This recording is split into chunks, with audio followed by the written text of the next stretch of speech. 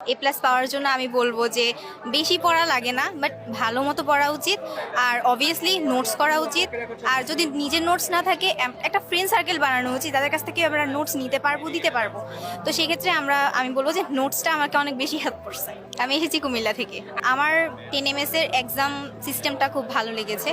আর হচ্ছে আপনার পড়ানোটা, ওটাতে আমার বেসিক ক্লিয়ার যেটা ছিল না ওটা হয়ে গেছে, প্লাস এক্সামের কারণে আমার MCQর একটা যেই বিশাল ফারাক্কা হয় ওটা হয়নি আমার এত বেশি। প্রতিদিনের যে ক্লাসগুলো থাকে, লাইফগুলো, এগুলো মেনটেন করার জন্য যদি কখনো রেকর্ডেড করতে হয়, যদি লাইফ ছুটে যায়, সেটা যাতে দ্রুত কভার করে ফেলে।